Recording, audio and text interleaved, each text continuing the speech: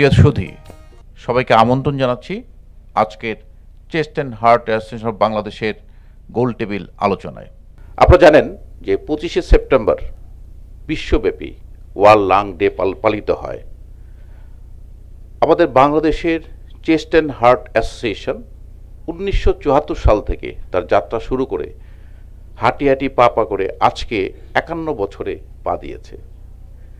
সেই chest and heart association আমাদের সুস্থ ফুসফুসের জন্য অবিরামভাবে কাজ করে যাচ্ছে। আজকে ওয়ার্ল্ড লাং ডে নিয়ে আমাদের আলোচনা। আমি শুরুতেই chest and heart association of বাংলাদেশের সম্মানিত মহাসচিব ডাক্তার গোলাম সারোয়ার লিয়াকত হোসেন ভূঁইয়াকে অনুরোধ করব যে ওয়ার্ল্ড লাং ডের যে থিম, এর প্রতিপাদ্য বিষয় কি, কেন এবং কিভাবে পালিত হচ্ছে। ডাক্তার গোলাম সারোয়ার লিয়াকত হোসেন ভূঁইয়া। ধন্যবাদ জিয়া। আসসালামু আলাইকুম। আজ 25শে সেপ্টেম্বর বিশ্ব ফুসফুস দিবস। ফুসফুস মানব জীবনের একটা অত্যন্ত জরুরি অঙ্গ, যেটার মাধ্যমে আমরা শ্বাসকার্য নির্বাহ করি। আপনারা জানেন যে এই বছরের প্রতিপাদ্য হলো যে হেলদি লাং হেলদি লাইফ। তার মানে যে আপনার ফুসফুস যখন সুস্থ থাকবে, আপনার জীবনও সুস্থ থাকবে। আমাদের ফুসফুসের যে বক্ষব্যাধি, যেটাকে বলি বক্ষব্যাধি রিলেটেড যে ডিজিজগুলি আছে, তার মধ্যে অন্যতম যে ডিজিজগুলি আছে সেগুলি হলো যে tuberculosis, pneumonia, lung cancer, COPD, asthma, DPLD. এই প্রত্যেকটা ডিজিজে মানুষের জীবনে কোনো না কোনোভাবে ফুসফুসকে আক্রান্ত করে তাদের জীবনের যে নর্মাল গতিবিধি আছে সেগুলি নষ্ট করে দেয়, এবং কোনো কোনো ক্ষেত্রে কোনো কোনো রোগের জন্য তার জীবন নাশের কারণও হয়। আমরা প্রথমে আসি যে টিউবারকুলোসিস। আপনারা জানেন যে বাংলাদেশ ওয়ার্ল্ড টিবির যে বার্ডেন, সেটার র্যাঙ্কিংয়ে 7 আছে। আমাদের সরকার, এনটিপি এবং বক্ষবিধি বিশেষজ্ঞ এবং যে প্রাইভেট সেক্টরগুলি আছে সেইগুলির উদ্যোগে আমরা টিবি কন্ট্রোলের জন্য কাজ করে যাচ্ছি। এই দেশে 1994-এ ডটস চালু হয়েছে। ডটসের পর থেকে বিশেষ করে টিবি ডায়াগনোসিস এবং ট্রিটমেন্টের ক্ষেত্রে উল্লেখযোগ্য উন্নতি সাধিত হয়েছে, এবং সেই লক্ষ্যে WHO কিন্তু সারা পৃথিবী জুড়ে টিবিকে নির্মূল করার জন্য একটা লক্ষ্যমাত্রা দিয়েছে, এনটিবি বাই 2035।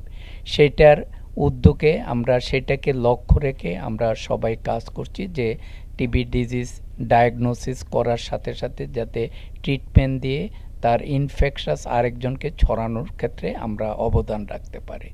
আমরা সেকেন্ড আসি যে অ্যাজমা দেখা যাচ্ছে যে পৃথিবীতে প্রায় 1/3 পপুলেশনে কোনো না কোনোভাবে অ্যাজমাতে জড়িত আছে, অ্যাজমা আক্রান্ত হচ্ছে। এবং তাদের যেটা হচ্ছে যে আবার দেখা যাচ্ছে যে 1/3 যেগুলি অ্যাজমা ডায়াগনোসিস হয়, তাদের দেখা যাচ্ছে সাবসিকুয়েন্টলি অ্যাজমার ডায়াগনোসিস দেখা যায় যে রং থাকে। তারা অ্যাজমার চিকিৎসা পাচ্ছে, বাট তাদের অন্য কারণে শ্বাসকষ্ট হচ্ছে। সেই ক্ষেত্রে অ্যাজমার যে নিয়ন্ত্রণকারী জিনা বলছে যে সবাইকে অ্যাট ফার্স্ট ডায়াগনোসিস এনশিওর করে আমরা ট্রিটমেন্টে যাব। সেই ক্ষেত্রে আমরা যেটা অ্যাজমার যে এইম থাকে যে আমাদের একটা মেনটেনেন্স এবং মানে কন্ট্রোল গুড রাখার, সেটা আমরা ইনশাল্লাহ আমরা মানে সাধিত হতে পারবো। থার্ড আসে সিওপিডি। আপনারা জানেন যে একটা বিশেষ করে 40 ঊর্ধ্ব বয়স্কদের ধূমপান এবং আদার এয়ার পলিউশনের কারণে ধূমপান ছাড়াও হচ্ছে, তবে মেজরিটি ধূমপানের কারণে হচ্ছে। সেই ক্ষেত্রে আমরা যদি ধূমপান থেকে বিরত রাখতে পারি, অথবা যারা ধূমপান ধরেছে তাদেরকে যদি ধূমপান ত্যাগ করাতে পারি, সেই ক্ষেত্রে সিওপিডি রোগের যে প্রগ্রেস, সেটা আমরা প্রগ্রেসটা হল্ড করতে পারবো এবং সিওপিডি ডিজিজ হতে রক্ষা করতে পারবো। তেমনি আসে আর একটা জিনিস, লাং ক্যান্সার। এটা একটা আমাদের শরীরে যত ক্যান্সার হচ্ছে তার মধ্যে দেখা যাচ্ছে যে লাং ক্যান্সার হলো সবচেয়ে ওর্স্ট প্রগনোসিস, এবং যেটা দেখা যাচ্ছে যে অনেক ক্ষেত্রে যে ডায়াগনোসিসের সময় শরীরের অন্যান্য জায়গায়ও ছড়িয়ে থাকে। তো সেই ক্ষেত্রে আমাদের আবার প্রধান রিস্ক ফ্যাক্টর থাকে স্মোকিং ছাড়াও কিছু অকুপেশনাল রিস্ক ফ্যাক্টর আছে। আমরা যদি স্মোকিং প্রিভেন্ট করতে পারি এবং স্মোকিং যারা করে তাদের যদি কুইট করতে পারি, সেই ক্ষেত্রে দেখা যাচ্ছে যে লাং ক্যান্সার হওয়ার সম্ভাবনা কম থাকবে। আরেকটা জিনিস, লাং ক্যান্সার আমরা যারা চিকিৎসক আছে, আমরা বক্ষব্যাধি বিশেষজ্ঞ হিসাবে আমরা একটা সমস্ত চিকিৎসকের প্রতি আমরা অনুরোধ রাখব, যাদেরকে লাং ক্যান্সার সাসপেক্ট করে তাদের সাসপেক্টের সাথে সাথে তাদের যদি স্টেজিং করে বক্ষব্যাধি এবং থোরাসিক সার্জনের কাছে রেফার করা যায়, সেই ক্ষেত্রে যদি রিসেকশন বা সার্জারি করা যায়, সেই ক্ষেত্রে কিন্তু প্রগনোসিস অনেক ভালো হয়ে যায়। আশা করি আমরা আমাদের যারা বিশেষজ্ঞ চিকিৎসক আজকের আলোচনায় অংশগ্রহণ করবেন, তাদের যে সুপরামর্শ থাকবে সেটা মেনে চললে আমরা আমাদের যে আজকের এই বছরের থিম যে হেলদি লাং হেলদি লাইফ, সেটা অনেকাংশে সফল হব। এই পর্যায়ে আমি অনুরোধ করব অধ্যাপক ডক্টর শামীম আহমেদ, রেসপিরেটরি মেডিসিনের চেয়ারম্যান বাংলাদেশ মেডিকেল ইউনিভার্সিটি এবং treasurer chest and heart association Bangladesh, এই যে বায়ুদূষণের প্রভাব প্রতিকার আমরা কি করতে পারি? ধন্যবাদ। বায়ু দূষণ আসলে আজকে আমাদের বাংলাদেশের একটা বাস্তবতা। আমরা ধীরে ধীরে সেই কৃষিভিত্তিক সমাজ থেকে এখানে শিল্পায়ন হচ্ছে, এখানে নগরায়ন হচ্ছে, বিভিন্ন ধরনের যানবাহন আধিক্য বেড়ে গেছে, কারণ মানুষের আয় বেড়ে গেছে, ধূমপান আরও বেড়ে গেছে। সব কিছু মিলিয়ে ইটের ভাটা, আমাদের দেশে বায়ু দূষণ একটা বাস্তবতা, যেটা আমরা বর্তমানে এড়াতে পারছি না। আরেকটা জিনিস হচ্ছে যে উন্নয়নের জন্য যে খোঁড়াখুড়ি হয়, বিশেষ করে ঢাকা শহরে সারা বছর অপরিকল্পিতভাবে, এতে করেও কিন্তু দেখা যায় যে বিভিন্ন ধরনের ধূলিকণা, পার্টিকুলেট ম্যাটেরিয়াল বাতাসে ভেসে বেড়ায় এবং বায়ু দূষণের চেষ্টা করে। এখানে আমি আরেকটা ইনফরমেশন দেই, যেটা আমাদের দেশে অনেকেই জানেন না। সেটা হচ্ছে আমাদের দেশের যে বায়ু দূষণ হয় তার 40% জন্য দায়ী আন্তঃসীমান্ত বায়ু দূষণ। তার মানে হচ্ছে আমাদের চারপাশে যে প্রতিবেশী দেশ আছে, বিশেষ করে ইন্ডিয়া, নেপাল এবং ভুটান, এখান থেকে কিন্তু এই বায়ু দূষণের একটা অন্যতম উৎস। আপনি যদি দিনাজপুরে দেখেন, ওখানে তো শিল্পায়ন হচ্ছে না, কিন্তু ওখানকার বায়ু দূষণের জন্য দায়ী কিন্তু আন্তঃসীমান্ত যে প্রবাহ বায়ু দূষণের, সেটা। এখন বায়ু দূষণের জন্য আমাদের যেটা ক্ষতি হয় সেটা হচ্ছে শারীরিক, অর্থনৈতিক এবং আমাদের পরিবেশগত বিপর্যয়।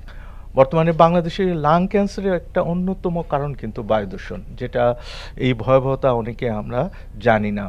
এছাড়া এর সাথে ভাস্কুলার যে কমপ্লিকেশন হয় আমাদের ফুসফুসে এবং হার্টে, সেটার জন্য কিন্তু বায়ু দূষণ দায়ী। তার মানে হচ্ছে বায়ু দূষণ বিভিন্নভাবে আমাদের ক্ষতি করে এবং এর থেকে আমাদের পরিত্রাণ পেতে হবে, এবং এই পরিত্রাণটা ব্যক্তিগত পর্যায়ে হতে হবে, সামাজিক পর্যায়ে হতে হবে, রাষ্ট্রীয় পর্যায়ে হতে হবে এবং আন্তঃরাষ্ট্রীয় পর্যায়ে। আমি এবার অনুরোধ করব ডাক্তার এস.এম. আব্দুল্লাল মামুন, তিনি সিনিয়র কনসালটেন্ট এবং coordinator respiratory medicine department, Evercare হাসপাতাল। আপনি এই অ্যালার্জি অ্যাজমা, এটা ফুসফুসের কি প্রভাব, আমরা কি করতে পারি? অ্যাজমা নিয়ে এত কথা, যেগুলো আমাদেরকে একটু যদি আমরা ক্লিয়ার না করি তাহলে আমাদের মিসকনসেপশন থেকে যায়।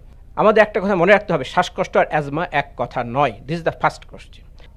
যাদের অ্যাজমা কখনো শ্বাসকষ্ট হয় নাই, তাদেরকে যদি বলা হয়, যেটা আমাদের সঞ্চালক বললেন যে আপনার অ্যাজমা আছে, তাহলে সে নিশ্চয়ই এটাতে স্ট্রাইক করবে। বাট তাকে বোঝাতে হবে যে অ্যাজমা আর শ্বাসকষ্ট এক কথা নয়। বাট ওনার কী আছে, hyperresponsiveness of the airway, ওনার শ্বাসনালীটা সংবেদনশীল। এটা বুঝবো কীভাবে? সে দেখা যাবে, তাকে প্রশ্ন করলে সে মেনে নেবে যে আপনার কি ছোটোবেলা থেকে একটু ঠান্ডা গরম ধুলাবালি ধোঁয়া নাকে গেলে হাঁচি পায়? জি স্যার, এটা মেনে নিল। ওনারে কিন্তু রাতে ঘুমানোর সময় নাক বন্ধ থাকে, সে মুখ দিয়ে শ্বাস নেয়, এটাও সে মেনে নেবে। কিন্তু অ্যাজমা হয়েছে মানবে না। এই মানুষটাকে আমরা যদি আমরা ক্লারিফাই করতে চাই, তা সিরাম আইজি দেখলাম, আমরা তার ব্রঙ্কো প্রভোকেশন টেস্ট করলাম এবং সে কিন্তু অ্যাজমা ডায়াগনোসিস চলে আসবে, কিন্তু এখন পর্যন্ত তার শ্বাসকষ্ট হয় নাই। বাট এই এনাকে যদি আমি বলে রাখি, আপনি মনে রাখবেন যে কোনো সময় আপনার শ্বাসকষ্ট অ্যাপিয়ার করতে পারে, একদিন না একদিন সেটা নিয়ে এসে আসবে, এবং সেটাই বাস্তবতা আমরা পাই। কাজে যাদের এখনও শ্বাসকষ্ট হয় নাই তারা অ্যাজমা না, ইটস টোটালি রং আইডিয়া। তারা they have a good asthma. Asthma is a family. পৃথিবীতে 30 কোটি মানুষের একটা পরিবার, আমাদের দেশে প্রায় 1 কোটি 10 লক্ষ মানুষের একটা পরিবার যাদের অ্যাজমা আছে।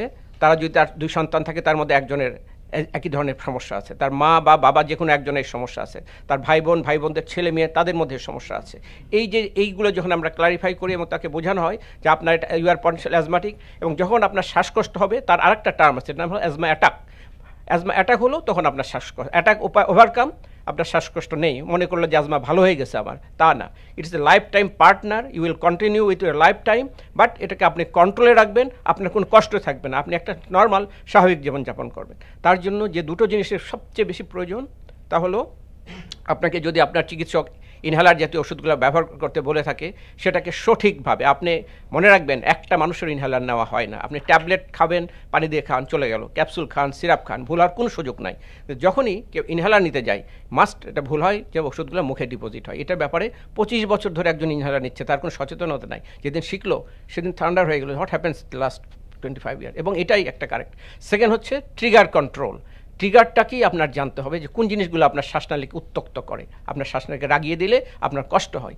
এই দুটো, এটা অনেকগুলো ট্রিগার আছে, but two are universal, these are mites and pollen. এটা কিন্তু সারা বিশ্বে আমরা এই দুটোকেই আমরা সবচেয়ে গুরুত্ব দিই। ধন্যবাদ doctor S M Abdul Al Mamun. আমি এবার অনুরোধ করব ডক্টর দেওয়ান আজমল হোসেন, সহযোগী অধ্যাপক, রেসপিরেটরি মেডিসিন, জাতীয় বক্ষব্যাধি ইনস্টিটিউট ও হাসপাতাল। আপনার কাছে আমাদের প্রশ্ন, সিওপিডি বাংলাদেশ বিশ্বের অবস্থান কি, কেন হয়, কিভাবে আমরা প্রতিরোধ করতে পারি? সিওপিডি ফুসফুসের একটি দীর্ঘমেয়াদী রোগ আমরা জানি, যেটার জন্য প্রধানত ধূমপান, বায়ু দূষণ এবং রান্নার যে বায়োমাস ফুয়েল বলি আমরা, যে কাঠ, খড়ি বা লাকড়ি বা গোবর দিয়ে রান্না, এটাকে প্রধান কারণ হিসেবে চিহ্নিত করা হয়। সারা পৃথিবীতে এখন যে স্টাডি আমরা পেয়েছি WHO এবং গোল্ডের, যে প্রায় 30 কোটি মানুষ সিওপিডিতে আক্রান্ত, এবং এটাকে বলা হয় যে পৃথিবীতে যে ডেথ যে রেট আছে তা আমাদেরকে প্রধান তৃতীয় কারণ হিসেবে ধরা হয়, এবং প্রতি বছর প্রায় 1% সিওপিডি আক্রান্ত রোগীদের মধ্যে প্রায় 30 লক্ষ মানুষ এই রোগে মারা যান। সো আমরা দেখতে পাচ্ছি যে সিওপিডি কত একটা বিভৎস অবস্থানে আছে, এবং এই যখন সিওপিডিতে আক্রান্ত ব্যক্তি তার ব্যক্তিগত তার দৈনন্দিন কাজকর্ম থেকে অনেকখানি দূরে সরে যায়, কারণ সিওপিডির কারণে ফুসফুসের যে আমাদের টিউবগুলো আছে, নলের ব্যাসার্ধ কমে যায়, অতিমাত্রায় ফুসফুসের স্রাব বা কফের তৈরি হয় এবং শ্বাসকষ্ট হয়, এবং এগুলোর যে জটিলতা হয় সেখান থেকে কাশি, কফ, শ্বাসকষ্ট এবং রেসপিরেটরি ফেলিওর, এমনকি ভেন্টিলেটরও অনেক রোগীকে যেতে হয়। এবং এটা জাতীয়ভাবে আমাদের স্বাস্থ্যের উপরেও একটা বার্ডেন হিসেবে চিহ্নিত হয়ে আসছে। এই জন্য যদি আমরা সিওপিডিকে শুরু থেকেই নির্ণয় করতে পারি এবং আমাদের রোগীদেরকে সচেতন করতে পারি, তাহলে এটা আমাদের জাতীয়ভাবে এবং আন্তর্জাতিকভাবে একটা সফলতা হিসেবে গণ্য হবে বলে আমি মনে করি। সিওপিডির কারণ হিসেবে আমরা যেটা বলেছি, সেই সাথে সাথে আমাদের ইনডোর এয়ার পলিউশন বা ধূমপানের সাথে আমাদের আউটডোর এয়ার পলিউশনের ব্যাপারটা, যেটা আমাদের অনেক বক্তা আজকে বলেছেন, যেমন ইটের ভাটা থেকে নির্গত কালো ধোঁয়া বা কলকারখানা থেকে যে নির্গত ধোঁয়া, অথবা আমাদের গাড়ির কালো ধোঁয়া, অথবা আমাদের যে আমরা জ্বালানি তেল যেটা ব্যবহার করি সেটা যদি যথার্থ পরিমাণে বিশুদ্ধ না হয়, সেই প্রত্যেকটা কারণেই কিন্তু সিওপিডি হতে পারে। সো আমরা যদি সামগ্রিকভাবে ধূমপান, যেটা অ্যাক্টিভ বা প্যাসিভ স্মোকিং বলি, অথবা আমাদের যে indoor air pollution, outdoor air pollution, এবং ব্যক্তিগত ক্ষেত্রে কর্মক্ষেত্রে যে সমস্যাগুলো হয় সেগুলো যদি আমরা এড়িয়ে চলতে পারি, তাহলে সামগ্রিকভাবে আমরা এই সিওপিডি থেকে আমাদের সমাজকে, আমাদের রোগীদেরকে অনেকখানি সেভ করতে পারবো।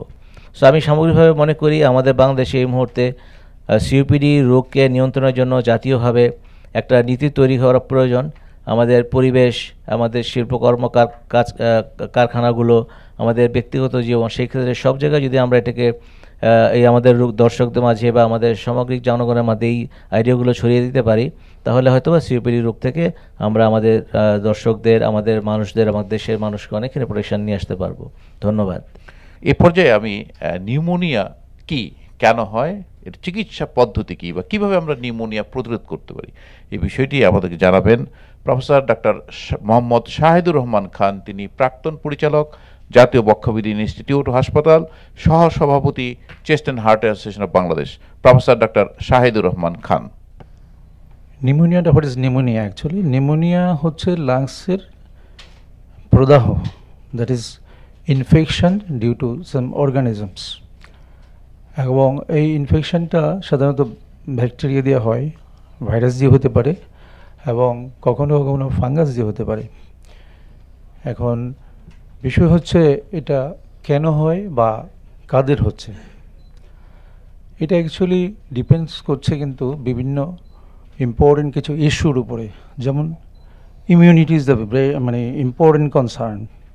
বাচ্চাদের ইমিউনিটি কম থাকে, খুব এজড পার্সনের ইমিউনিটি কম থাকে। দিস ইজ ফিজিওলজিক্যাল, এটা ফিজিওলজিক্যাল, কিন্তু এই গ্রুপটা vulnerable to develop pneumonial infection by different organism. এছাড়াও যদি এই ইমিউনিটি কোনো কারণে অন্য কোনো ডিজিজের ইফেক্টে কমে যায়, say for example it is diabetes, CKD and other disease, patient taking steroid, some rheumatological disorders, patient taking biologics, বিভিন্ন ধরনের ওষুধের কারণে, রোগের কারণে যে ইমিউন সাপ্রেশন হয়, তারাও কিন্তু একটা vulnerable group to develop pneumonia. এছাড়াও নিউমোনিয়ার যে সমস্ত প্রিডিসপোজিং ফ্যাক্টর থাকে তার মধ্যে ওভারক্রাউড, খুব অল্প জায়গায় অনেক লোক যখন থাকে সেটা একটা বিষয়। আর এয়ার পলিউশন হয়, যেমন smoking is also one of the vital issue, এবং environmental pollution is also a concern. এগুলোর কারণে কিন্তু নিউমোনিয়া হতে পারে এবং আমরা ওই সোসাইটি, ওই সমাজ কিন্তু নিউমোনিয়ার জন্য ভালনারেবল থাকে। এছাড়াও নিউট্রিশনাল ডেফিসিয়েন্সি যদি থাকে এবং প্রপার হেলথ কেয়ার না হয়, যেমন আমরা হেলথ কেয়ার ইস্যুটা আমরা বলি, হেলথ কেয়ার অ্যাকচুয়ালি স্টার্ট হয় কিন্তু প্রেগনেন্সি থেকে, গর্ভ থেকে আরম্ভ হয়ে একটা লাংসের যত্ন নেওয়া। সেটা প্রেগনেন্সিতে মাকে প্রপারলি নিউট্রিশন দেওয়া, তাকে প্রপারলি রেস্ট দেওয়া, তার health care N infection control করা, মাকে প্রপারলি ভ্যাকসিনেশন দেওয়া, এবং মা একটা এনভায়রনমেন্ট যেখানে পলিউশন নাই, এবং স্মোকিং, হয়তো দেখা যাচ্ছে হাজব্যান্ড স্মোক করে, ওয়াইফ সে একই রুমে আছে, সেই ক্ষেত্রে ওই বাচ্চাও কিন্তু এয়ার পলিউশনে এক্সপোজড হচ্ছে। তা আমরা এগুলো কিন্তু যদি অ্যাভয়েড করতে পারি তাহলে একটা হেলদি বেবি আসবে, এবং এই হেলদি বেবিকে আমরা যখন প্রপারলি নারিশ করব, ভ্যাকসিনেশন দেব, তাহলে তার একটা হেলদি লাং আসবে এবং ইন ফিউচার একটা হেলদি অ্যাডাল্ট হবে। এইভাবে কিন্তু আমরা লাংসের প্রপার যত্ন নিতে পারি। That is also very important to avoid pneumonia. সেজন্য নিউমোনিয়াটা অ্যাকচুয়ালি অত্যন্ত গুরুত্বপূর্ণ একটা ইস্যু, এবং এটা আমাদেরকে প্রপারলি অ্যাড্রেস করতে হবে, কারণ আমরা জানি যে finally pneumonia is the point where life becomes ended. এই পর্যায়ে আমি আসলে অধ্যাপক ডক্টর মোহাম্মদ রফিকুল ইসলাম স্যার, তিনি স্যার সলিমুল্লাহ মেডিকেল কলেজ হাসপাতালের রেসপিরেটরি মেডিসিনের প্রাক্তন বিভাগের প্রধান এবং চেস্ট অ্যান্ড হার্ট অ্যাসোসিয়েশন বাংলাদেশের কার্যনির্বাহী সদস্য প্রফেসর ডক্টর রফিকুল ইসলাম, আপনার কাছে জানতে চাই যে বাংলাদেশের টিবির অবস্থান কি? এখন প্রশ্ন হচ্ছে টিবি কোথায় হয়, কার হয়, এই বা বাংলাদেশের কী অবস্থা বা বৈশ্বিক কী অবস্থা। টিবি একটা bacterial disease, infectious disease, mycobacterium tuberculosis নামে একটা জীবাণু দিয়ে আক্রান্ত হয়। প্রকারভেদে বেশিরভাগ টিবি লাংসে হয়, আমরা বলি পালমোনারি টিবি, আর কিছু টিবি হয় পালমোনারি বাড়ি, আমরা বলি এক্সট্রা পালমোনারি। এই এক্সট্রা পালমোনারি টিবির মধ্যে বিশেষ করে খাদ্য নালীতে, বনে, গ্ল্যান্ডে, হ্যাঁ, কিছু জায়গায় টিবি হতে পারে। আমাদের কনসার্ন হলো যেটা পালমোনারি টিবি। এখন পালমোনারি টিবি এটা কেমনি ডায়াগনোস করা যায়, ডায়াগনোস খুব সোজা। কতগুলো সিমটম একদম আমরা যদি রাখি, যে একাধারে 2 বা 3 সপ্তাহের কাশি, ক্ষুধামন্দা, ওজন কমে যাচ্ছে, রাতে শরীর ঘামতেছে, এই একটা স্লোগান যেটা এনটিপির আছে, 2 সপ্তাহ বেশি কাশি হলে পরে ডাক্তার শরণাপন্ন হতে এবং কফ পরীক্ষা করতে হবে।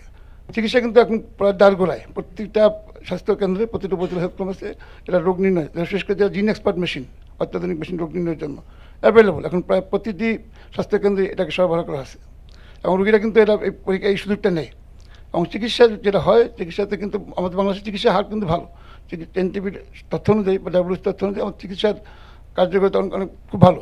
তারপরে দেখা গেছে যে প্রায় 18% লোক চিকিৎসার বাইরে, এবং যার জন্য আমাদের আজকে কিন্তু যে কাঙ্ক্ষিত যে আমাদের চিকিৎসা, আমাদের এনটিপি স্ট্র্যাটেজি, আমরা টিবি শেষ করবো বা টিবি সাফল্য আনবো, এটা কিন্তু আমরা সফল বুঝতে পারতেছি না।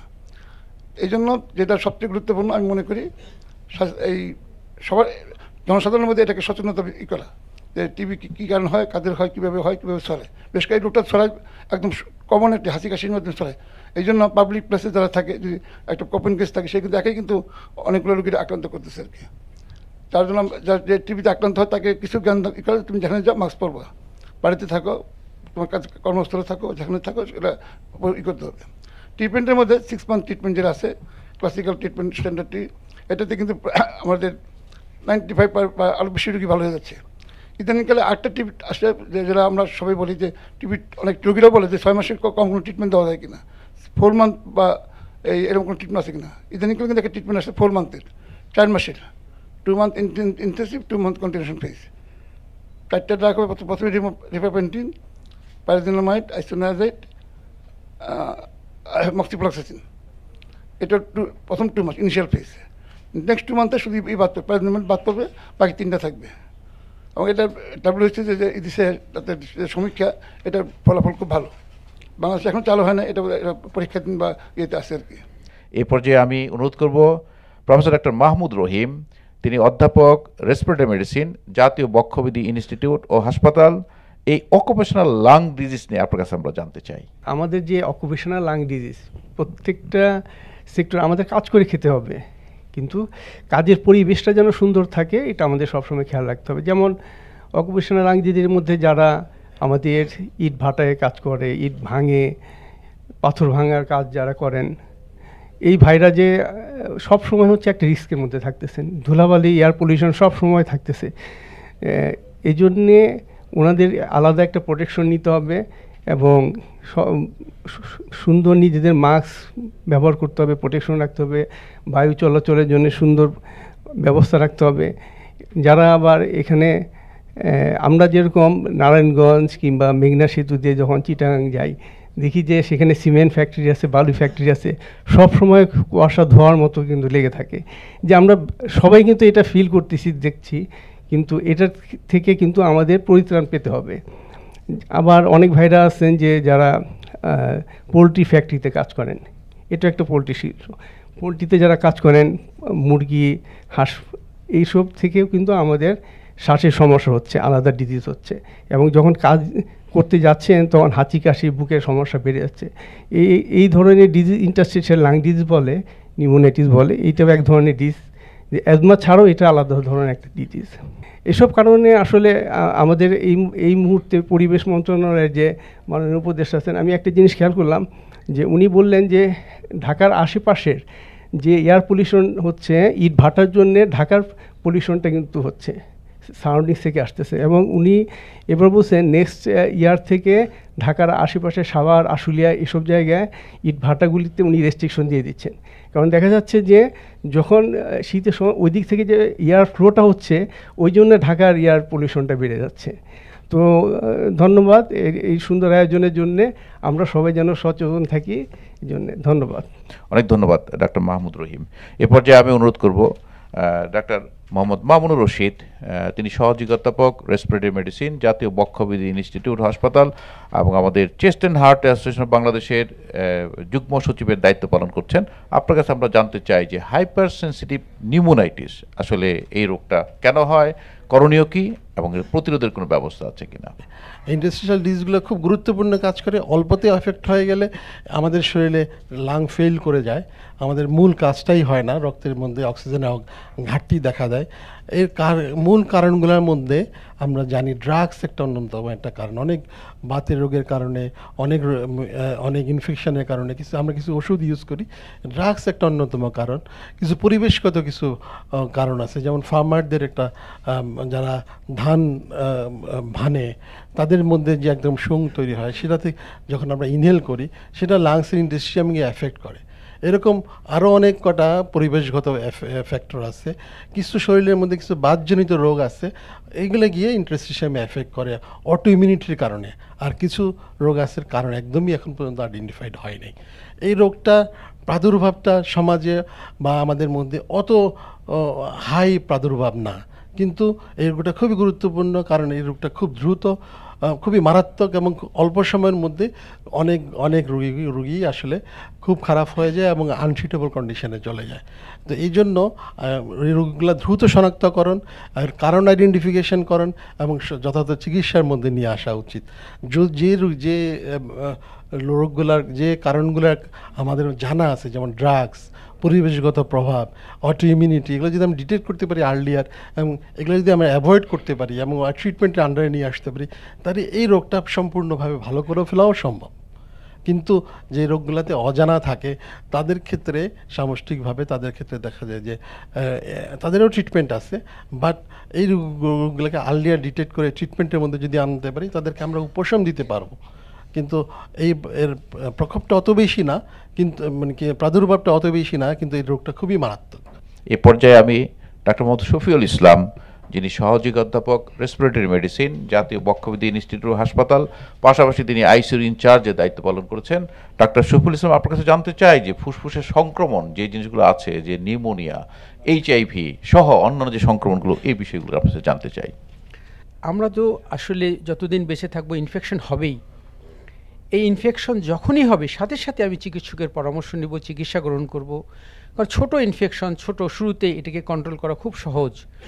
আর যখন এটা ছড়ায় যায়, যে আমরা আইসিইউতে আমরা যে রুগী দেখ পাই, স্যার বলেছেন, সেখানে কিন্তু আমরা ফাইট করি 50-50। কখনো দেখা যায় যে 50% ক্ষেত্রে বিজয়ী হই, কখনো আমি জাস্ট একটা রাফলি বলছি, কখনো হেরে যাই। হেরে যাওয়া মানে মৃত্যু বা এমন স্বাস্থ্যগত ঝুঁকি তৈরি করা যেটার আর কোনো সমাধান হয় না, অমূল্য, যেটাকে কোনোভাবে আমরা রিকভার করতে পারি না। এই জন্য অবশ্যই আমরা আমাদের যদি ইনফেকশন হয় আমরা আমাদের স্বাস্থ্য সচেতন থাকব, মাস্ক ব্যবহার করব, হ্যান্ড স্যানিটাইজার বা হাত স্বাস্থ্য ঝুঁকি কমাতে সাহায্য করে, বারবার হাত পরিষ্কার করা, অ্যান্টিসেপটিক ইউজ করা। এবং যদি আমার ইনফেকশন হয় আমি লোকালয় বা জনসমাবেশ এগুলোতে না যাওয়া, একটু সোশ্যাল ডিস্টেন্সিং মেনটেন করা, এগুলোর মাধ্যমে আমাদের ইনফেকশনটাকে কন্ট্রোল করতে পারি। ফুসফুস অমূল্য, এখানে ইনফেকশন হবেই, আমাদেরকে সচেতন হতে হবে, সচেতনতার কোনো বিকল্প নেই। ধন্যবাদ সবাইকে। এ পর্যায়ে আমি অনুরোধ করব ডাক্তার নওরোজ আহমেদ, তিনি আবাসিক মেডিকেল অফিসার, জাতীয় বক্ষবিদ্যা ইনস্টিটিউট এবং হাসপাতাল। আপনার কাছে জানতে চাই, ওভার ডায়াগনোসিস অফ টিবি, আমরা দেখি যে এমটি পজিটিভ টিবির ওষুধ শুরু করে দিয়েছে, নতুন একটি টার্ম আসছে ইগ্রা, কোয়ান্টিফারেন্ট গোল্ড টেস্ট, পজিটিভ টিবি ওষুধ শুরু করে দিচ্ছে। আসলে আমরা পালমোলজিস্ট, আমাদের একটা দিক নির্দেশনা থাকা উচিত যে এই সব ক্ষেত্রে আমরা কি করব। এই বিষয়টি আপনার কাছে জানতে চাই ডাক্তার নওরোজ আহমেদ। আমরা আসলে জানি যে বাংলাদেশ একটি ঘনবসতি এলাকা এবং আমরা সবাই, আমার ধারণা বাংলাদেশের যারা সবাই ইনফেকশন হই টিবি রোগ দ্বারা। আমার ধারণা আমরা এখানে যারা ডাক্তার এবং মিডিয়া কর্মী আছি সবাই কোনো না কোনো সময় টিবি ইনফেকশনে এক্সপোজ হয়েছি। কিন্তু তাই বলে কি আমরা সবাই রুগী? না, আমরা আসলে সবাই রুগী নই। আমাদের ভিতরে যাদের রোগ প্রতিরোধ ক্ষমতা কম তাদের ক্ষেত্রে এই রোগটি হয়েছে। তাই আমাদের আসলে খুঁজে বের করতে হয় যে আসলে কার টিবি রোগ হয়েছে এবং কার শুধু ইনফেকশন হয়েছে কিন্তু রোগটি হয়নি। সুতরাং ইগ্রা এবং যে এমটি টেস্ট সাধারণত আমরা দেখি যে যাদের ক্ষেত্রে আমরা ইমিউনোসাপ্রেসিভ ড্রাগ দিই, অর্থাৎ রোগ প্রতিরোধ ক্ষমতা কমে যেতে পারে, অথবা তিনি অলরেডি রোগ প্রতিরোধ ক্ষমতা কম, যেমন অতিরিক্ত ডায়াবেটিস অথবা এইচআইভি বা বিভিন্ন কারণে, তাদের ক্ষেত্রে আমরা খুঁজে বের করে দেখি যে সংক্রমণটা কন্ট্রোল নেই, তাহলে তাকে আমরা টিবি প্রিভেন্টিভ থেরাপি দিব। কিন্তু তার মানে এই নয় যে তাকে ফুল ডোজ অফ যক্ষ্মা ওষুধটা দিয়ে দিব। তো আমরা গ্রামগঞ্জে প্রায় এরকম পেয়ে থাকি যারা এই চিকিৎসা নিয়ে চলে আসেন, অথবা অনেক সময় যারা বিদেশে যান তারা এই টেস্টের মাধ্যমে ভয় পেয়ে যান যে আমার যক্ষ্মা হয়েছে, অনেকে বিদেশে যেতে পারেন না, তো তারা আমাদের কাছে আসেন। তো আপনাদের কাছে আমার একটা মেসেজ হলো যে এটি পজিটিভ বিভিন্ন কারণে হতে পারে, অর্থাৎ আগে ইনফেকশন হয়েছে কিন্তু ভালো হয়ে গেছে, সেটাও পজিটিভ আসতে পারে, ইভেন ভ্যাকসিন নিলেও সেটাও পজিটিভ আসতে পারে। তাই আপনারা ভয় না পেয়ে আমাদের সারা বাংলাদেশে বক্ষবিদ্যার যারা বিশেষজ্ঞ চিকিৎসক আছে তাদের কাছে পরামর্শ নেবেন যে আসলে এটা চিকিৎসা কি লাগবে কিনা, এবং লাগলে কি ধরনের চিকিৎসা করা যাবে সে বিষয়ে পরামর্শ নিতে পারেন। বাংলাদেশ চেস্ট অ্যান্ড হার্ট অ্যাসোসিয়েশনের পক্ষ থেকে আমাদের প্রিয় প্রেসিডেন্ট এবং সেক্রেটারি গোলাম সরোয়ার বিদ্যুৎ লিয়াকত স্যার এবং জহির ইসলাম সাকির সালের উদ্যোগে আমরা একটি টিভি গাইডলাইন নির্দেশনা আনতে যাচ্ছি, সেখানে এই বিষয়গুলো ক্লিয়ার থাকবে। সুতরাং আপনারা ভয় পাবেন না, এই ধরনের সিচুয়েশন হলেই আপনারা চিকিৎসকের পরামর্শ নিন। ধন্যবাদ। এ পর্যায়ে আমি অনুরোধ করব ডাক্তার মোহাম্মদ সাখাওয়াত হোসেন, আমাদের জাতীয় বক্ষবিদ্যা ইনস্টিটিউট হাসপাতালের একাডেমিক রেজিস্ট্রার এবং চেস্ট অ্যান্ড হার্ট অ্যাসোসিয়েশন বাংলাদেশের দপ্তর সম্পাদক, আপনার কাছে যে ফুসফুসে রোগ শনাক্তকরণের যে স্ক্রিনিং প্রোগ্রাম, এটা আসলে কিভাবে আমরা করতে পারি, কত দ্রুতর সাথে, এবং স্ক্রিনিং প্রোগ্রাম করলে আমরা কি কি উপকার আমাদের জন্য আসবে, জনগণের জন্য আসবে, সেই বিষয়টি আলোকপাত করার জন্য অনুরোধ করছি ডাক্তার মোহাম্মদ সাখাওয়াত হোসেন। আপনারা জানেন যে স্ক্রিনের মাধ্যমে যে সারা পৃথিবীতে উন্নততর দেশগুলোতে স্ক্রিনিং প্রোগ্রামের মাধ্যমে আমরা কিছু গুরুত্বপূর্ণ রোগ, বিশেষ করে ক্যান্সার, ফুসফুসের ক্যান্সার আমরা খুব আর্লি অবস্থায় শনাক্ত করতে পারি। এই যে পদ্ধতিতে এটা করি সেটা হচ্ছে লো ডোজ সিটি স্ক্যান। এই লো ডোজ সিটি স্ক্যান করে খুব প্রাথমিক পর্যায়ে আমরা ফুসফুসের ক্যান্সারকে নির্ণয় করতে পারি। তাহলে আমরা কাদেরকে করব? এটা বলা হচ্ছে যে আমাদের একটা আমেরিকান যে ক্যান্সার সোসাইটি তারা বলছে যে যাদের বয়স 50 থেকে 80 এদের মধ্যে যারা কমপক্ষে 20 প্যাকিয়ার ধূমপান করেছেন এবং যারা দীর্ঘদিন ধরে বর্তমানে ধূমপান করছেন অথবা গত 15 বছরের মধ্যে ধূমপান ছেড়েছেন কিন্তু তাদের কোনো সাইন সিমটম নেই, তাদেরকে আমরা সাধারণত এই স্ক্রিনিং প্রোগ্রামের মধ্যে নিয়ে আসি। তাদের যদি আমরা খুব আর্লি অবস্থায় আমরা ফুসফুসের ক্যান্সার আমরা শনাক্ত করতে পারি তাহলে দেখা যায় যে আমাদের চিকিৎসার সফলতা অনেক বেড়ে যায়, আমাদের চিকিৎসা খরচ অনেক কমে যায়, রোগীর জীবনযাত্রার মান অনেক উন্নত হয় এবং আমরা রোগীকে অনেক সময় একদম পুরোপুরি কিউর করতে পারি। কিন্তু আসলে স্ক্রিনিং প্রোগ্রাম করে আমরা যে সবসময় এটা কিছু সাইড ইফেক্টও আছে, যেমন স্ক্রিনিং প্রোগ্রাম কিন্তু 100% নিশ্চিত না এবং স্ক্রিনিংয়ের মাধ্যমে আমরা অনেক সময় দেখা যায় যে কিছুটা হলেও কিছু লো ডোজ আমরা কিছু রেডিয়েশন এক্সপোজার হয় আর কি পেশেন্টের। এছাড়াও স্ক্রিনিংটা যদি আমরা করতে পারি তাহলে দেখা যাচ্ছে যে এই প্রোগ্রামের মাধ্যমে যারা ধূম পাই আমরা অনেক সময় তাদেরকে ধূমপান থেকে বিরত রাখতে পারি, কারণ আমরা রোগীকে একটু কাউন্সিলিং করে বলতে পারি যে তোমার যে এই অবস্থা হচ্ছে পারে বা তোমার ক্যান্সার হতে পারে। আমাদের দেশের ক্ষেত্রে যদিও আমাদের মতো কন্ডিশনে স্ক্রিনিং প্রোগ্রাম চালু করা বা এটা করা খুব বেশি আমরা উৎসাহিত করি না, কারণ এটা অনেক কস্টলি, সবসময় সম্ভব হয় না। কিন্তু এটা আসলে একটা সময় আসবে যখন আমরা স্ক্রিনিং প্রোগ্রাম করে আমাদের খুব আর্লি পর্যায়ে, খুব প্রাথমিক পর্যায়ে ফুসফুসে যে বিভিন্ন রোগ আছে রোগগুলো আমরা শনাক্ত করতে পারবো আর কি। ধন্যবাদ ডক্টর মোহাম্মদ সাখাওয়াত হোসেন। এবার আমি অনুরোধ করব ডাক্তার কাজী ফৌজিয়া আফরিন আপনাকে শিশু এবং মাতৃ স্বাস্থ্যের ক্ষেত্রে আমাদের ফুসফুসের কি প্রভাব এবং কি রোগ হয়, আমরা কিভাবে প্রতিরোধ করতে পারি? এখানে নারী এবং শিশুদের মধ্যে যে স্পেশাল ব্যাপারটা সেটা হচ্ছে যে এই নারী আর শিশু আলাদা যে কোনো অসুখ হবে তা না, কিন্তু নারীরা যদি গর্ভাবস্থায় যায় বা শিশুরা যখন ছোট থাকে এখানে এক্সট্রা কেয়ার যেটা লাগে এটা একটা ইমিউনোসাপ্রেস স্টেট, সেজন্য এখানে যে কোনো ডিজিজেরই সিভিয়ারিটিটা সাধারণত একটু বেশি হয়ে থাকে। এবং বাংলাদেশে যে ফুসফুসজনিত রোগগুলো আমরা দেখছি গত কোভিড এবং কোভিড পরবর্তী সময়ে ইনফ্লুয়েঞ্জা এবং নিউমোনিয়া এই দুইটা আসলে কোনো বয়সের কোনো কাউকে বাদ মানছে না, সব ধরনের রুগীরাই আসলে এক্ষেত্রে কিন্তু অ্যাফেক্টেড, সব বয়সের রুগীরাই অ্যাফেক্টেড হচ্ছে। তো এখন আমরা যখন দেখি যে ইউজুয়ালি প্রেগনেন্ট লেডিগুলো আমাদের কাছে চেম্বারে ফলো আপ আসে, প্রেগনেন্সিতে আসলে অ্যাজমা যে সবারই খুব খারাপ হয় তা না, তবে একটা পার্সেন্টেজের এখনও সেই মিথটা রয়ে গেছে যে অ্যাজমা হলে বোধহয় ইনহেলার ইউজ করা যাবে না। তবে ইনহেলার খুবই সেফ, এটা হচ্ছে একটা স্পেশাল ইনফরমেশন। ইনহেলারটা আমরা খুব সহজেই এবং খুব ভালোভাবে শিখিয়ে দিলে রুগীরা যদি এটা কন্টিনিউ করে, অ্যাজমা যদি ওয়েল কন্ট্রোল থাকে তাহলে সেক্ষেত্রে প্রেগনেন্সিটা খুব স্মুথ হবে। যেরকম তাদেরকে optimum control of asthma, optimum control of disease, সেটা কিভাবে, একটা হচ্ছে ইনফেকশন হলে দ্রুত ডাক্তারের শরণাপন্ন হবেন, অ্যান্টিবায়োটিক শুরু করবেন এবং সাথে সাথে ভ্যাকসিনটা সময় মতো নিতে হবে। তো এই দুইটা যদি মেনটেন করতে পারে তাহলে যে কোনো ফুসফুসে রুগী সে যদি গর্ভাবস্থায় যায় তাহলে সে প্রেগনেন্সিটা খুব ভালোভাবে রিকভার করবে। তো আজকে প্রতিপাদ্য ছিল আমাদের ফুসফুস দিবসে হেলদি লাংস হেলদি লাইফ। সেজন্য মা ও শিশুর সুস্থ জীবনের জন্য আমরা আসলে কিছু রিস্ক ফ্যাক্টর দেখি, যেরকম ঘরের ভিতরের দূষণ, বাইরের দূষণ, পরোক্ষ ধূমপান। সেজন্য আমাদের সবার এইম হচ্ছে যে স্বাস্থ্যসেবা নিয়মিত আমরা নিব, টিকাদান করব, পুষ্টিকর খাদ্য এবং দূষণমুক্ত পরিবেশ, এটাই আমাদের এইম হবে। এ পর্যায়ে আমি অনুরোধ করব ডাক্তার মোহাম্মদ তৌফিক হাসান, তিনি সহযোগী অধ্যাপক এবং বিভাগীয় প্রধান রেসপিরেটরি মেডিসিন বিভাগ, স্যার সলিমুল্লাহ মেডিকেল কলেজ এবং হাসপাতাল। আপনার কাছে আমরা জানতে চাই যে ফুসফুসের ক্যান্সার কিভাবে আমরা প্রতিরোধ করতে পারি এবং ইদানিংকালে ফুসফুসের ক্যান্সারের হার অনেক বেড়েই চলেছে এবং চিকিৎসা পদ্ধতির কী হওয়া উচিত? আসলে এখন হচ্ছে যে ফুসফুসের ক্যান্সারটা এখন এটা প্রাদুর্ভাব বেড়েছে, যেহেতু এখন আরবানাইজেশন এবং লাইফস্টাইলের মধ্যে পরিবর্তন এসেছে, স্মোকিংয়ের হার বেড়ে গিয়েছে। তো ফুসফুসের ক্যান্সারটা আসলে কি? এটা হচ্ছে যে ফুসফুসের যে কোষ আছে সেটা অনিয়ন্ত্রিত এবং বিরামহীনভাবে বাড়তে থাকে এবং এমন কিছু সেল তৈরি হয় যেটা অকার্যকর, যেটা ফুসফুসের জন্য কোনো কাজে আসে না। এটা ফুসফুস একটাকে ধরতে পারে অথবা দুইটাতেও হতে পারে। তো সবাই স্মোকিংয়ের কথা জানেন, স্মোকিং ছাড়া আরও অনেক কিছু আছে, যেমন আপনার হচ্ছে যে আর্সেনিক, তারপরে হচ্ছে অ্যাসবেস্টোসিস, নিকেল, ক্যাডমিয়াম, রেডন, এগুলো এক্সপোজারও ক্যান্সার হতে পারে। এগুলো কোত্থেকে হয়? যেমন জাহাজ শিল্পে যারা কাজ করে, যারা সিমেন্ট কারখানায় কাজ করে, যারা হচ্ছে গিয়ে কয়লার খনিতে কাজ করে, এইসব শিপইয়ার্ডে যারা কাজ করে, তারা কিন্তু এই ধরনের ইসের মধ্যে এক্সপোজড হচ্ছে, কিন্তু তারা জানতেছে না যে এই জিনিসটা তাদের জন্য ক্ষতিকর এবং এতে থেকে তাদের ক্যান্সারের প্রাদুর্ভাব বাড়ছে। তো এখন আমাদের আসলে সচেতনার মধ্যে যারা স্মোকিং করছে তাদেরকে বলতে হবে যে স্মোকিংয়ের যে অল্টারনেটিভ যেগুলো আছে, চুইং গামস, এগুলো আসলে দিয়ে কোনো কাজ হয় না। তাকে বলতে হবে তুমি কি বাঁচতে চাও নাকি মরতে চাও। যদি বাঁচতে চাও তাহলে তুমি 5টা সিগারেট না 5 প্যাকেট সিগারেট খাও, তাড়াতাড়ি মরে যাও। আর যদি বাঁচতে চাও তাহলে আজকে থেকে একটি সিগারেটও তুমি খাবা না। তো এইসব দৃষ্টিকোণ থেকে আমরা যদি চিন্তা করি তাহলে এই যে বিশ্বের যে বার্ডেন লাং ক্যান্সার, এটা আসলে এনভায়রনমেন্টের সাথে অনেক জড়িত, লাইফস্টাইলের সাথে জড়িত।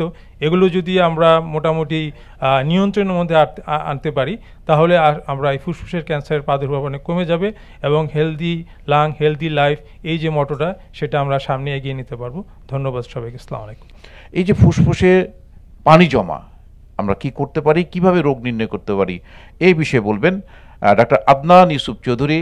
তিনি সহযোগী অধ্যাপক এবং রেসপিরেটরি মেডিসিন বিভাগীয় প্রধান, ঢাকা মেডিকেল কলেজ ও হাসপাতাল। ডাক্তার আদনান ইউসুফ চৌধুরী। তো আমাকে একটা টপিকস দেওয়া হয়েছে যেটাতে আসলে আমরা চিকিৎসকরা ভয় পাই কিছুটা, আর রোগীরা তো খুব ভয় পেয়ে যান আমার বুকে কি পানি হয়েছে কিনা। জিনিসটা হচ্ছে ফুসফুসের ভিতরে ফুসফুসের দুটো পর্দা আছে। আমরা একটা বলি ভিসেরাল প্লোরা, যেটা পর্দাটা আপনার ফুসফুসের গায়ের সাথে লাগানো থাকে, আরেকটা একটু দূরে থাকে পর্দাটা, যেটা আমরা প্যারাইটাল প্লোরা বলি। এই দুটো পর্দার মাঝখানে কিছু জলীয় পদার্থ এমনিই থাকে যাতে ফুসফুসটা ফ্রিলি মুভ করতে পারে। এখন কোনো কারণে যদি পানির পরিমাণ বেড়ে যায় তখন আমরা এটাকে প্লোরাল ফিশন বলি। তো প্লোরাল ফিশন এটা আমাদের চিকিৎসাগত অনেক কারণে প্লোরাল ফিশন হয়ে থাকে, কিন্তু আমি আমাদের যেহেতু উপস্থিতি আছে যারা সুপ্রিয় দর্শকবৃন্দ আছে তাদের খুব সহজভাবে বলার জন্য আমি 4টা প্রধান কারণকে আমি টার্গেট করব। একটা কারণ হচ্ছে নিউমোনিয়া, 2 নম্বর হচ্ছে টিউবারকুলোসিস, যেটা আমরা যক্ষা বলেছি এতক্ষণ ধরে আলোচনা করেছি, আর একটা হচ্ছে ফুসফুসের ক্যান্সার, ফুসফুসের নয় মানে ক্যান্সারের কারণে হতে পারে, আর 4 নম্বর হচ্ছে হার্ট ফেলিওর। হৃদপিণ্ডের যদি কোনো ফেলিওর দেখা দেয় সেক্ষেত্রে হার্ট ফেলে কোনো কারণে হৃদপিণ্ডের কাজ যদি কমে যায়, যেমন যেটা হয় কি আমাদের দীর্ঘদিন যদি কারো প্রেশার থাকে, হাইপারটেনশন, ডায়াবেটিস যদি থাকে, আনকন্ট্রোল ডায়াবেটিস যদি থাকে, তাহলে হৃদপিণ্ডের কাজ কমে যায়, কমে গিয়ে ফুসফুসে পানি জমতে পারে। আরেকটা হবে ইস্কেমিক হার্ট ডিজিজ বলি, যেটা হৃদপিণ্ডে রক্ত সঞ্চালনের সমস্যা হচ্ছে, সেখান থেকে হার্ট ফেলিওর ডেভেলপ করছে, অথবা তার আরও অ্যাডভান্স স্টেজ যেমন মাইক্রো ইনফাকশন বলি, যেটা হার্ট অ্যাটাক হয় বলি আমরা, এটার পরেও ফুসফুসে পানি জমতে পারে। তো সেক্ষেত্রে আমাদের কিন্তু ট্রিটমেন্ট একটু ভিন্ন। আমরা হৃদপিণ্ডের অসুখে ট্রিটমেন্ট করব, সাথে করে আমরা কিছু ডায়াবেটিক্স বলি যেটা শরীর থেকে পানি বের করে দেওয়ার জন্য ব্যবহার করি, সেখানের মধ্যে আমরা ট্রিটমেন্টটা করতে পারি। এই পর্যায়ে আমি বক্তব্য রাখার জন্য করছি প্রফেসর ডাক্তার আনোয়ারুল আনাম কিবরিয়া, বিভাগীয় প্রধান, থোরাসিক সার্জারি বিভাগ, জাতীয় বক্ষবিধি ইনস্টিটিউট ও হাসপাতাল। সুস্থ ফুসফুসের লক্ষ্যে থোরাসিক সার্জনের ভূমিকা। আমরা জানি যে ফুসফুস এমন একটি অঙ্গ যে অঙ্গ পরিবেশের সাথে, বিশেষত বায়ুমণ্ডলের সাথে সরাসরি সম্পৃক্ত। তার ফলে অন্য যে কোনো অঙ্গের চেয়ে ফুসফুসে সংক্রমণ এবং রোগাক্রান্ত হওয়ার ঝুঁকি অনেক বেশি, এবং আমরা যে সকল অসুস্থতায় আক্রান্ত হই বেশিরভাগ সময় তার সাথে ফুসফুসের সংশ্লিষ্টতা আছে। এবং যে সকল অঙ্গ এই অসুস্থতায় আক্রান্ত হয় ফুসফুসে, তার মধ্যে সার্জনের যে ভূমিকা, সেই সার্জনের ভূমিকাটা হচ্ছে রোগাক্রান্ত অংশের চিকিৎসা করে যে অবশিষ্ট অংশ ফুসফুসে থেকে যায় সেটাকে ভালো রাখা, এবং যখন আমি রোগাক্রান্ত অংশ অপসারণ করতে পারবো, সরিয়ে দিতে পারবো, তখনই কিন্তু আমি রোগবিহীন একটা ফুসফুস পাবো। এখানে হচ্ছে সার্জনের ভূমিকা। আরেকটি বিষয় আছে এখানে, শুধুমাত্র থোরাসিক সার্জারিরই ভূমিকা আছে, সেটা হচ্ছে ফুসফুসের জন্মগত ত্রুটি। ফুসফুসের জন্মগত ত্রুটির কারণে দেখা যায় যে সেই সকল শিশুরা বা বিশেষ করে নবজাতকরা প্রবল শ্বাসকষ্টে ভোগে, এবং এগুলো খুবই রেয়ার রোগ। একই সাথে আমরা বলবো সেই সাথে কিন্তু যানবাহন বেড়েছে, যানবাহন এবং যাতায়াত বাড়ার কারণে আমাদের এখানে দুর্ঘটনাও বেড়েছে, এবং দুর্ঘটনা যখন বাড়ছে তখন কিন্তু সাথে সাথে বুকেও আঘাতপ্রাপ্ত রোগীর সংখ্যা বাড়ছে, এবং এই বুকে আঘাতপ্রাপ্ত রোগীর সংখ্যার যারা হয় তাদের অনেকে ফুসফুসেও আঘাত পান। ফুসফুসের যে প্লুরাল স্পেসের মধ্যে রক্ত জমতে পারে, বাতাস জমতে পারে, এমনকি ফুসফুস পুরোপুরি সংক্রমিত হতে আক্রান্ত হতে পারে, ফুসফুসের ভিতরে রক্ত হতে, ফুসফুস কেটে যেতে পারে, ছিঁড়ে যেতে পারে, এমনকি শ্বাসনালীও ছিঁড়ে যেতে পারে। তো এই সকল ক্ষেত্রে কিন্তু মানে থোরাসিক সার্জারি একটি গুরুত্বপূর্ণ ভূমিকা পালন করে। আমি সবসময় বলে আসি, এখানেও বলছি যে থোরাসিক সার্জারি হচ্ছে পালমোনোলজির বন্ধু। আজকে আমাদের এই অনুষ্ঠানের যারা পার্টনার, স্কয়ার ফার্মাসিউটিক্যালস লিমিটেড, তার এখানে এজিএম মার্কেটিং MM আসাদুল্লাহ সাহেব উপস্থিত আছেন। আপনাকে আমি অনুরোধ করব, সুস্থ ফুসফুসের জন্য ওষুধ শিল্পের ভূমিকা কি? ফার্মাসিউটিক্যাল সেক্টর থেকে আমরা এইটুকু শুধু বলতে পারি যে আরেকটা জায়গা বলেছে যে এখানে forum of international respiratory society তাদের ক্যাম্পেইনের দ্বিতীয় পার্টটা ছিল যে improving the accessibility to inhaled medicine. সারা পৃথিবী এখন বলছে যে ইনহাল্ট মেডিসিনের দিকে যাওয়ার জন্য। আমি যদি ইনফেকশাস ডিজিজগুলোর বাইরে ক্রনিক রেসপিরেটরি ডিজিজগুলোর কথা বলি, সেখানে ইনহাল্ট মেডিসিনগুলোর গুরুত্ব বাড়ছে। সেটাও আজকে আলোচনা হয়েছে। ডক্টর মামুন বলেছেন ইনহালারের গুরুত্ব, ডক্টর ফৌজিয়া বলেছেন, তারা কিন্তু বলেছেন যে কীভাবে ইনহাল্ট মেডিসিনগুলো গুরুত্ব নিয়ে আলোচনা করেছেন। এই ক্ষেত্রে আমরা যেটা বলতে পারি যে আপনাদের রিকমেন্ডেশন নিয়ে, বিশ্বের গ্লোবাল রিকমেন্ডেশনগুলো নিয়ে বাংলাদেশ ফার্মাসিউটিক্যাল সেক্টরও আমরা আপনাদের হাতে যেন সেই ধরনের অত্যাধুনিক ওষুধগুলো তুলে দিতে পারি, সেই বিষয়ে আমরা কাজ করে যাচ্ছি। এবং আমরা যেই ওষুধগুলো বিশ্ববাজারে পরিচিত হয়েছে তার আমরা বলবো যে 98%ই কিন্তু আমাদের বাংলাদেশে অ্যাভেলেবল হয়ে গেছে। থার্ড ওয়ার্ল্ডের একটা কান্ট্রি হিসাবে আমরা উন্নতির দিকে এগিয়ে যাচ্ছি, এটা তার একটা মাইলস্টোন আমি বলবো যে ফার্মাসিউটিক্যাল সেক্টর। কারণ আমরা এই সেক্টর থেকে যেই মেডিসিনগুলো নিয়ে এই দেশে আপনাদের হাতে তুলে দিতে পেরেছি আপনাদের রোগীর সহযোগিতার জন্য, এবং প্রতিনিয়তই আপনাদের সাজেশন নিয়ে আমরা সেই মেডিসিনগুলো এই দেশে নিয়ে আসার চেষ্টা করছি। এবং আমরা যে বিশ্বমানের ওষুধ তৈরি করছি তার সবচেয়ে বড় প্রমাণ হলো বর্তমান বাংলাদেশ প্রায় 150টা দেশে ওষুধ রপ্তানি করছে, তার মধ্যে অগ্রগামী স্কয়ার ফার্মাসিউটিক্যাল, আপনারা জানেন। এবং স্কয়ার ফার্মাসিউটিক্যালের পক্ষ থেকে আজকে আপনাদের এই একটা মহতী আলোচনা সভায় অংশগ্রহণ করতে পেরে, পার্টনার হতে পেরে আপনার অত্যন্ত গর্বিত এবং আনন্দিত। এ পর্যায়ে আমি অনুরোধ করব জাতীয় বক্ষবিধি ইনস্টিটিউট ও হাসপাতালের সম্মানিত পরিচালক অধ্যাপক ডক্টর দেলোয়ার হোসেন স্যারকে। আপনার কাছে জানতে চাই, বাংলাদেশের জনগণের ফুসফুসের সুস্থতা রক্ষায় আপনাদের স্বাস্থ্য বিভাগ এবং জাতীয় বক্ষবিধি হাসপাতালের কি করা উচিত? আপনারা জানেন বাংলাদেশে ফুসফুসজনিত রোগ ক্রমশ বেড়ে চলছে। শুধু বাংলাদেশে নয়, সমস্ত পৃথিবীতেই বেড়ে চলছে।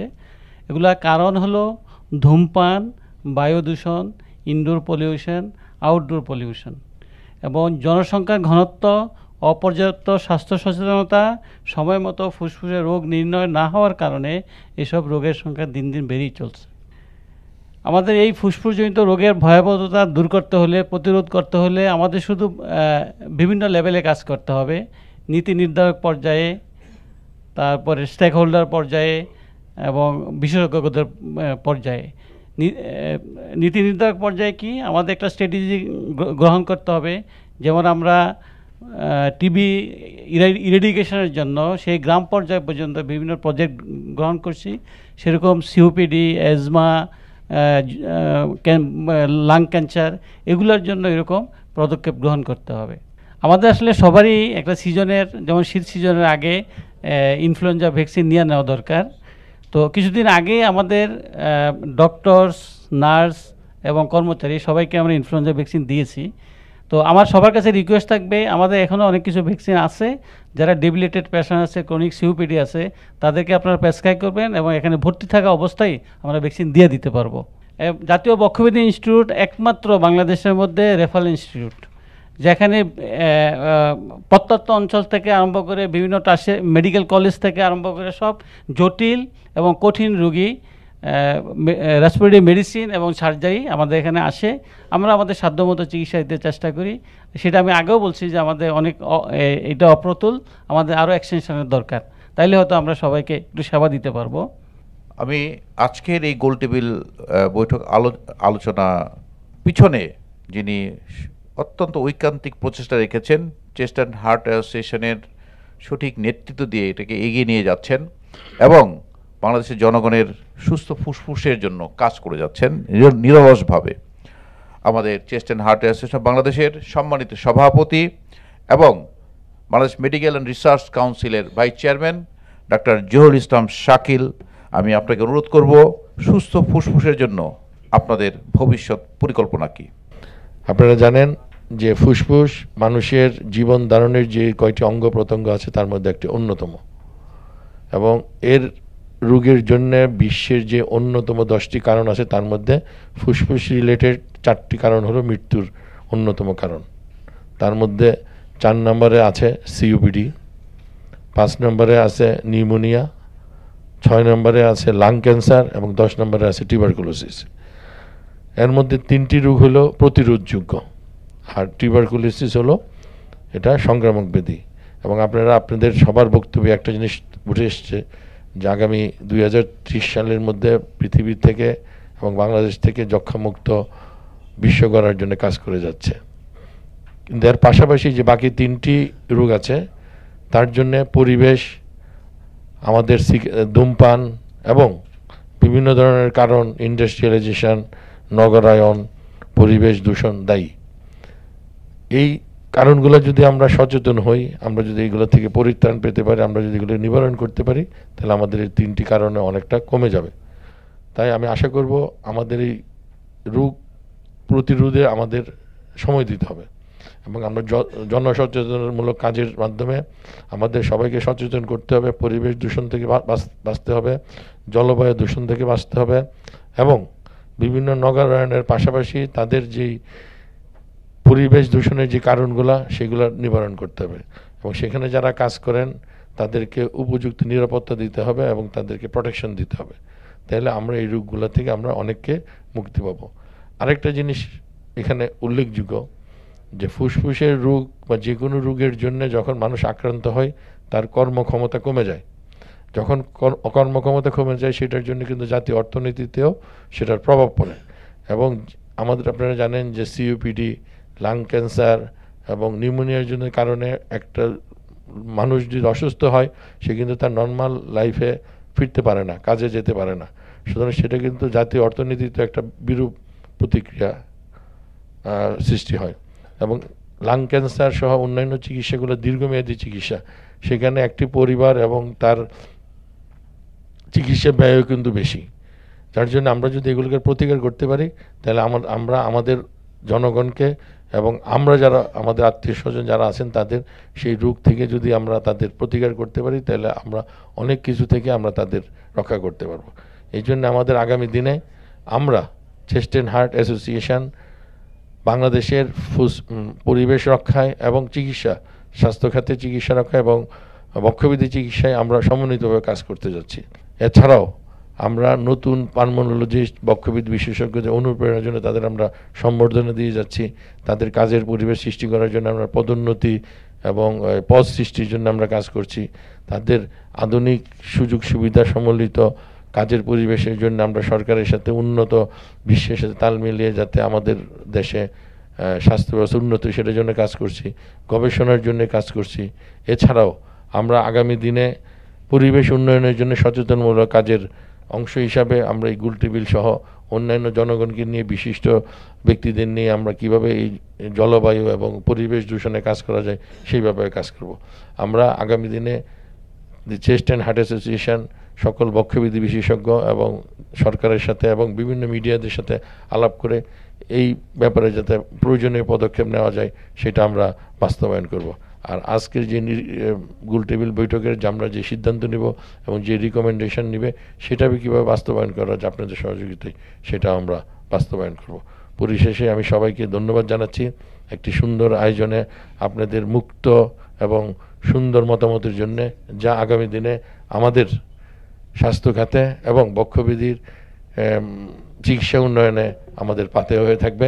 সবার সহযোগিতার জন্য দি চেস্ট অ্যান্ড হার্ট অ্যাসোসিয়েশনের পক্ষ থেকে সবাইকে ধন্যবাদ জানাচ্ছি। আপনাদের সবাইকে অসংখ্য ধন্যবাদ।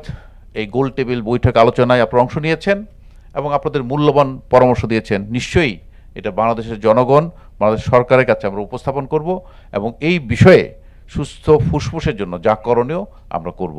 আপনাদেরকে অসংখ্য ধন্যবাদ। আর প্রিয় দর্শক, সুস্থ জীবনের জন্য চাই সুস্থ ফুসফুস। আপনার ফুসফুস সুস্থ রাখার জন্য আপনাকে পরিমিত ব্যায়াম করুন, নিয়মিতভাবে খাদ্যাভ্যাস ব্যালেন্স ডায়েট গ্রহণ করুন, ধূমপান থেকে বিরত থাকুন এবং পরিবেশ দূষণ থেকে মুক্ত থাকুন।